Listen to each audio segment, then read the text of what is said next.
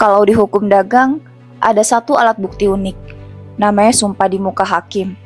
Ini bukan sumpah biasa, dan bisa menentukan siapa yang menang. Kita lihat dramanya.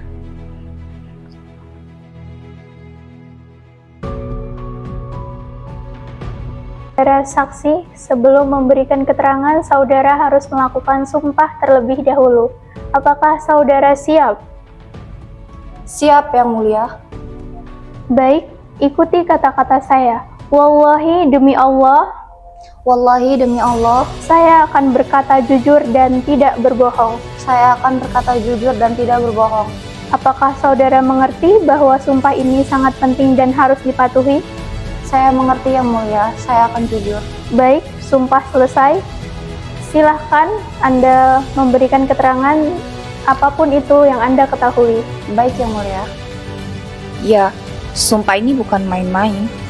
Kalau berani bersumpah, artinya dia yakin benar. Dia siap tanggung jawab hukumannya dan siap tanggung jawab di hadapan Tuhan. Kalau menolak sumpah, bisa dianggap kalah. Sumpah di muka hakim adalah salah satu alat bukti terakhir yang harus dilakukan di ruang sidang dan diucapkan di depan hakim. Dan ini bisa menentukan siapa yang menang. Jadi, hukum itu nggak selalu di kertas, tapi bisa dilakukan sumpah di muka hakim.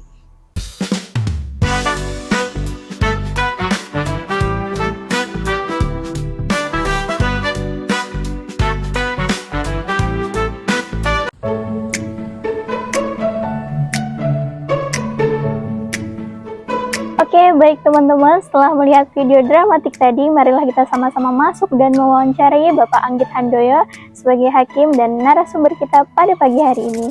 Mari.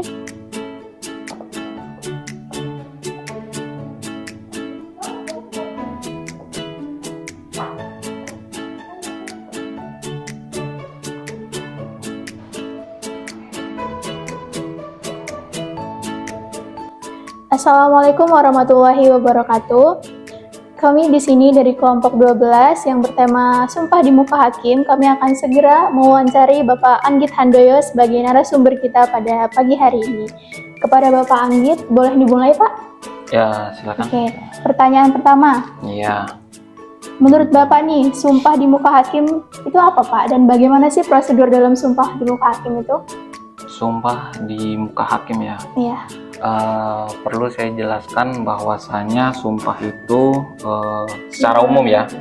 Sumpah itu secara umum itu dibagi dua. Iya. Yaitu ada sebutannya itu sumpah asertoir, asertoir atau konfirmasi, dan sumpah promisoir. Promisoir itu kayak sebuah janji. Iya.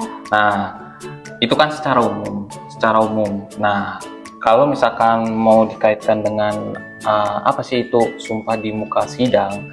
Sumpah di muka sidang itu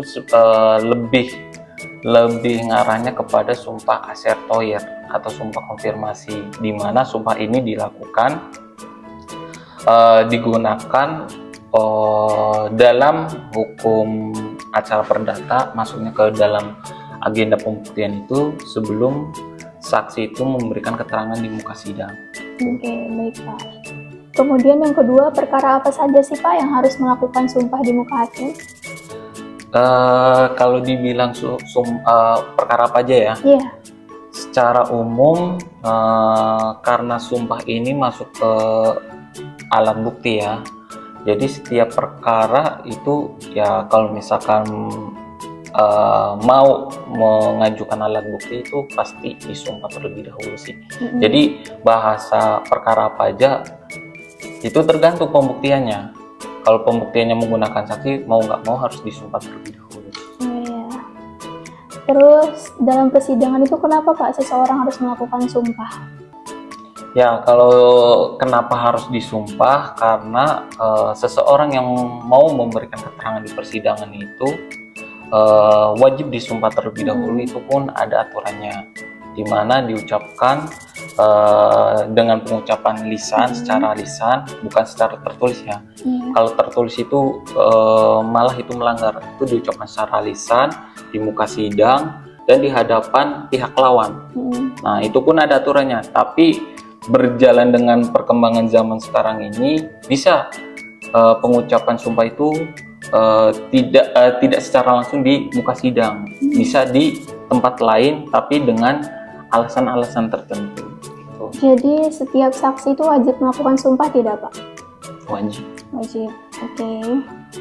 Terus bentuk lafaz sumpah di muka hakim itu kayak mana Pak contohnya bentuk lafaznya? Bentuk lafaznya ya, Iya. biasanya yang sering di sini itu tergantung sih, dia pengucapannya berdasarkan agamanya masing-masing.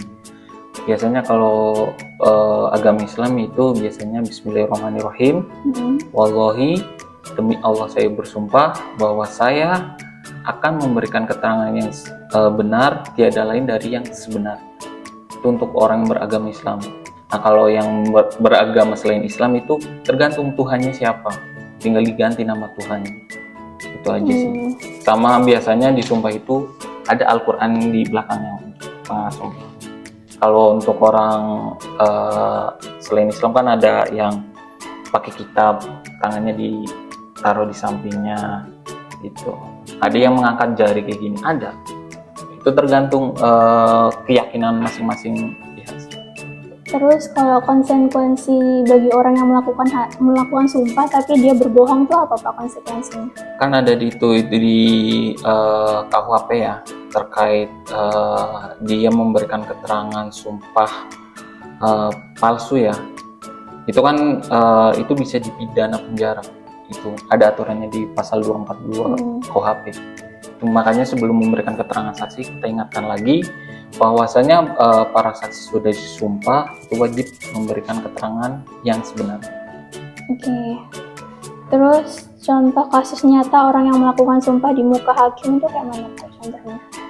Contoh kasus nyatanya ya yang seperti saya bilang tadi, untuk pembuktian kan saksi ya. Iya. Itu ya disumpah terlebih dahulu. Berarti sumpah ini sangat penting ya Pak dalam proses peradilan. Iya, nah itu pun masuk ke ranah alat bukti.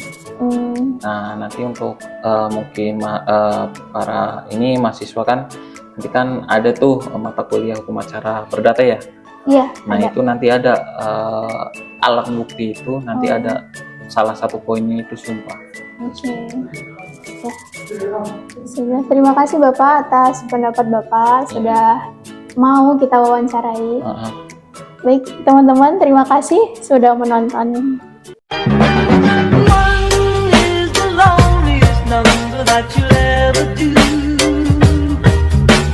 Two can be as bad as one. It's the loneliest number since the number one.